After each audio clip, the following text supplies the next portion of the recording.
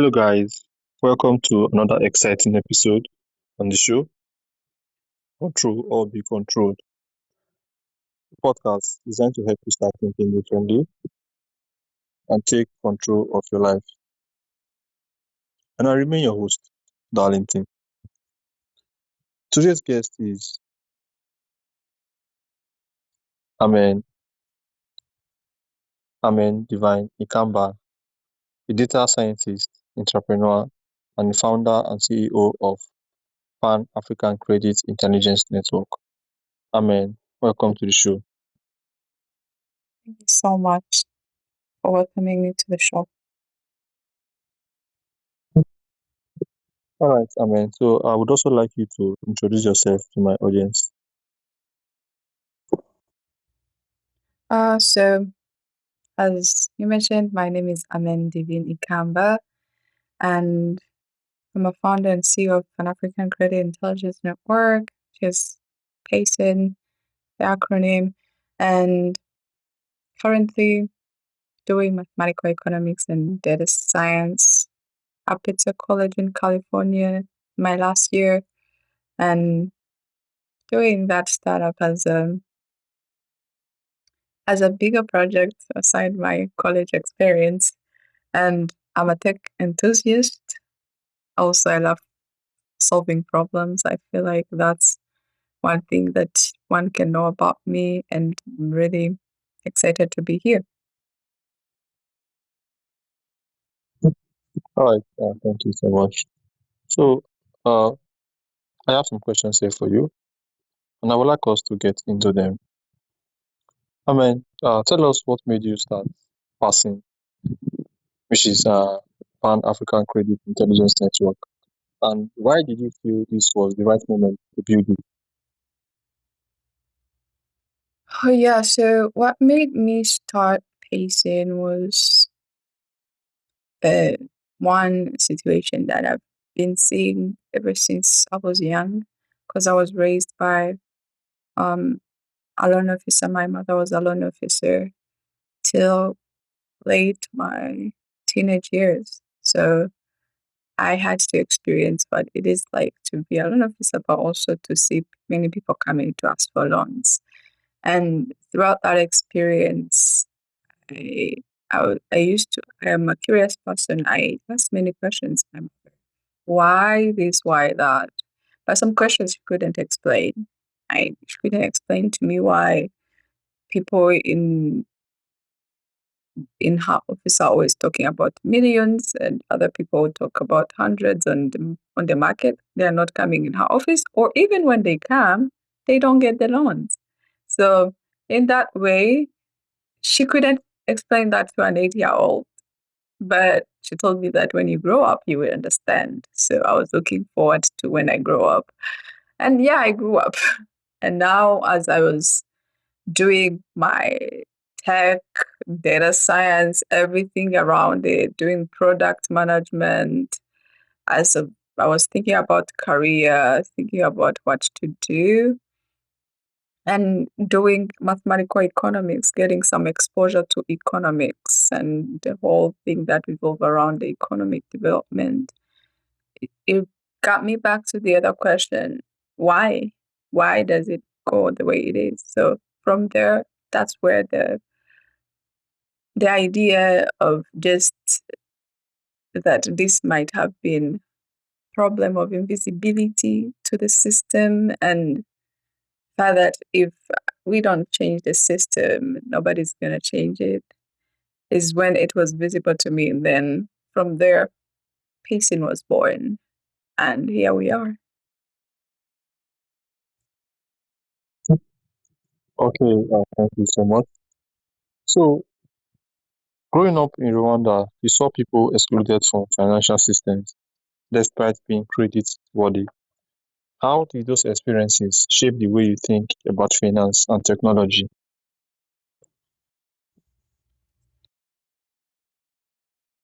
Seeing that growing up, since nobody talked about it as a problem of inclusivity or exclusivity, and everyone took it as a normal, as this is how it is, this is how the system is, and you should adjust to it.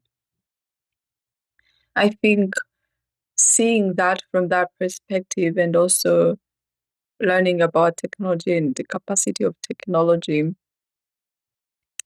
I was after understanding that and also going on the side of technology, I was like, actually, this is the best time. This is the one of the best use of technology that I can think of, because if we are restructuring how the systems work, if every industry is adopting the advancement of technology, then this is the best time to deconstruct the existing systems that might have been not fair to some extent to a certain group of people. But now we can actually build it for us, because it looks like these systems were built for certain kind of people, or they were built with other people in mind, not Africans in mind, but for other people. Though they might work, but they will not work for every population in Africa. Everyone is not seen in that lens. So how can we deconstruct the current systems so that everyone can be actually involved? And the economic development can also skyrocket throughout their journey. So that's how my view of technology in an economical sense came to life, which I think would not have happened if I just focused on technology and that's it.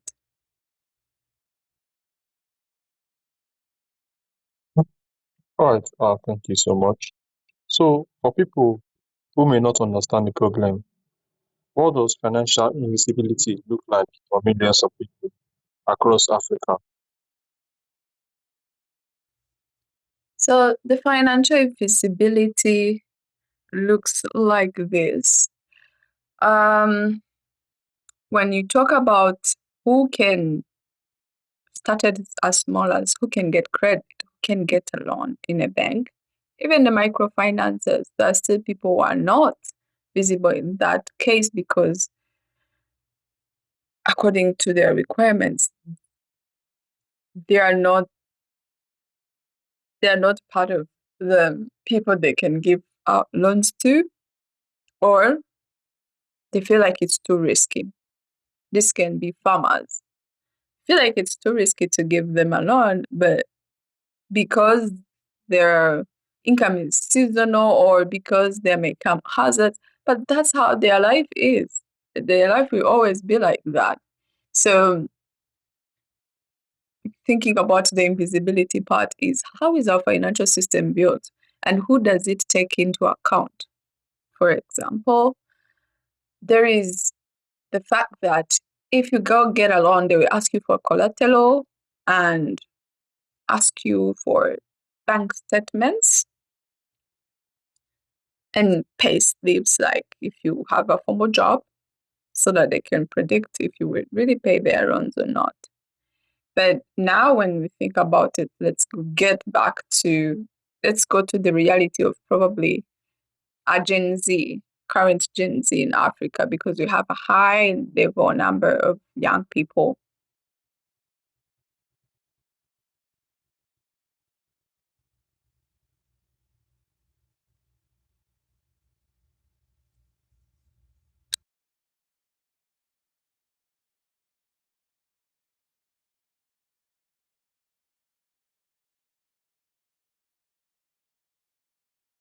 All right. Thank you so much.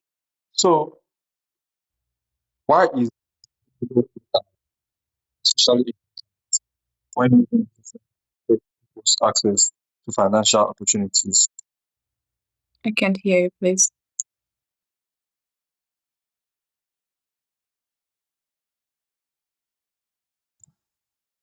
Why is explainable AI especially important when making decisions that affect people's access to financial opportunities? So in this case, before, if you did not get a loan or you did not get um, access to credit, it was in a black hole. There was no reason to. it's just prediction of, it looks like you might not be able to pay this, or it's just predictions just in air. But I was like, how about this time around? The decision that is made will be very clear and have a clear reasoning, but also the customer can know how they can do better. How can I improve?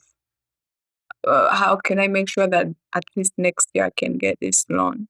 So that's where the explainable AI comes in, and where the customer and the loan officer can also understand why their behavior is the way it is, or why they are not giving them a loan. Where is the risk? And also the customer can understand, okay, this is where I need to improve. So the explainability came in through that, and that layer became important in that sense, that actually this will be something helpful for both the financial institutions, but also to the customers as they navigate through that journey of having access to credit.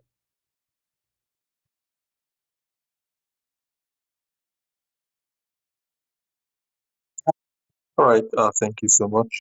So, as a young founder and international student, what has been the biggest challenge you have had to overcome? Uh, I believe that the first challenge that comes along the way is building the credibility um around it, because one in one way you are either not where what you're building for, where you're building the product for, or the startup for, you're not in the current, you are not present there, which means you're less likely to meet the right people to hear about your product. And from there, the process becomes so slow, but also among the people who hear about it, they're also kind of looking for reasons to why, why, why now, why you, why all of that. So from being young and starting out something new, completely new, and convincing them that this is actually something that could be something later and can help change different things or can be profitable in one way or another is really the challenging part. But apart from that, I feel like it's a learning experience, and those challenges only build you. Yeah.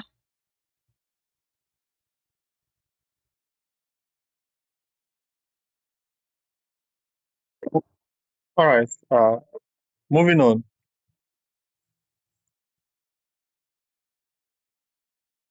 What opportunities do you see for AI to transform industries beyond finance, especially across developing economies? Yeah, I believe that AI is mostly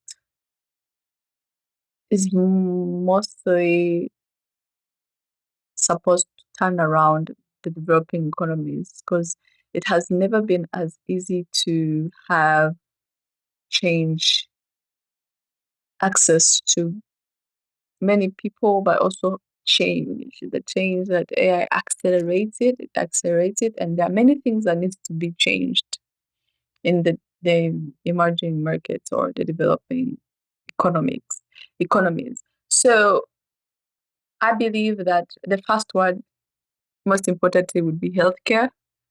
Healthcare, education. There is more work that needs to be done in those sectors, and this can be anything from helping the logistics in the healthcare industry. This can be about helping the doctors. This also can be about the normal logistics of everyday life. All of that is still in a developing phase. believe that in the developing economies, everything is somewhere and it needs to get to a certain extent for everything to move smoothly. So in every sector, I believe that there is a way they can implement AI and improve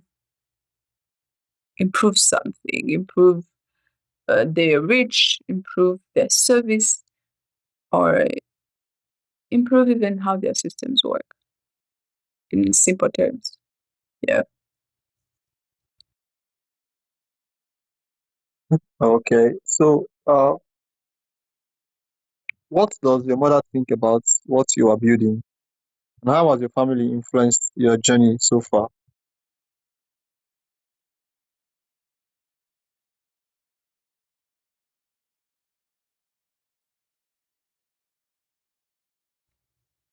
Oh, yeah. My mother is really excited about what I'm building. She loves it. She's now retired, and it's such a beautiful experience to see that I'm finally became interested in what she used to do because I always had comments about her work.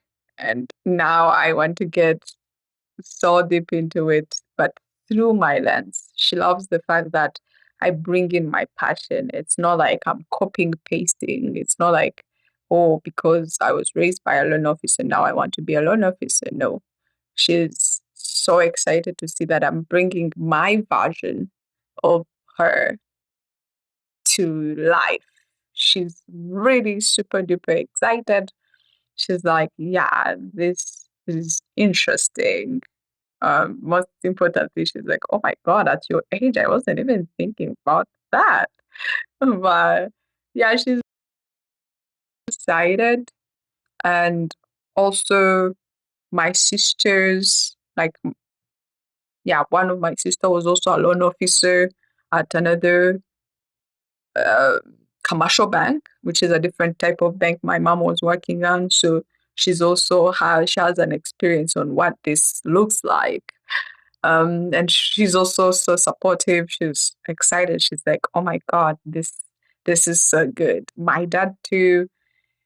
Yeah, he has a background in a different other industry, but he's like, "Oh yeah, this is so interesting if it's possible." So it's very interesting to hear their perspective and to hear that they are all excited and supportive to see what could come out of it and the driver I have around it. And my mom especially is so happy that she became the inspiration.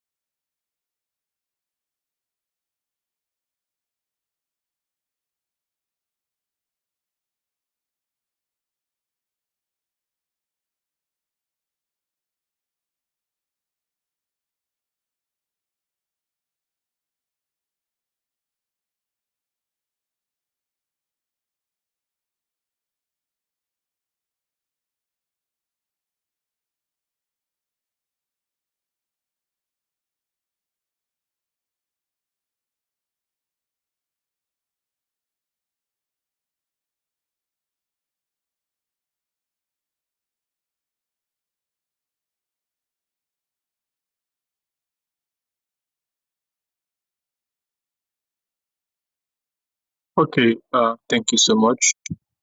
So, all right, so moving on. When you were talking about your mother and your what your parents think about it and what your family think about it, you were so excited to speak on that. That was wonderful. So, for young people who have a vision but feel they are too early, too inexperienced, or not ready yet, what advice would you give them? So yeah, I would say that to everyone young who feels like it's too early or they're not ready, I would like to break the news for them that if they wait till the time they are ready, that time will never come. So if you have something on your mind, you better start now. And the explanation will catch up, the readiness will catch up, the confidence will catch up along the way. But build now. Do that thing right now. Start it right now. So I would say that if you want your future self to thank you, start right now. Start right where you are, and don't be afraid to dream to the moon because eventually you might land to the stars, and that's not a bad place to land to, or to the clouds. That's still far from the ground. Yeah. All right, so here is my final question for you. What does making the invisible visible mean to you beyond just technology? Making the invisible visible mean something bigger. It means that we are building a future where everyone is included, not a future that is focusing on a certain percentage of people or a certain kind of people, but we are building a future together where everyone is in that process, however small they can be, but they can also grow. They can do what they want with their life. Yes, you may choose to stay in one place, but that's your choice. So that's the part I want to ensure that everyone has options. You have choices because you are included and involved in the system. You are visible to everything in the system. All right, thank you so much, Amen. Thank you for joining us and sharing your journey of building technology that is not just innovative but deeply human. The story reminds us that some of the biggest problems in the world are not caused by lack of talent or potential. They are caused by systems that fail to recognize what is already there. Through pacing, you are showing how technology can create access, opportunity, and a more inclusive future. So, for those who would like to connect with you and learn more about what you do, how can they do that? Yeah, for those who are interested in connecting with me or learning about what we're doing, can connect with me on LinkedIn. It's my name, Amen Divine Ikamba. You can visit PACIN's LinkedIn, PACIN Pan African Creative Intelligence Network, also their website, PACIN Network, and Instagram. We're also there for those who use mostly Instagram, spacing as well. And yeah, also you can connect with me on Instagram, though that might not be the best place if you want to talk professionally. So I think you can find me in all those places, and I'm looking forward to meet your followers along the way.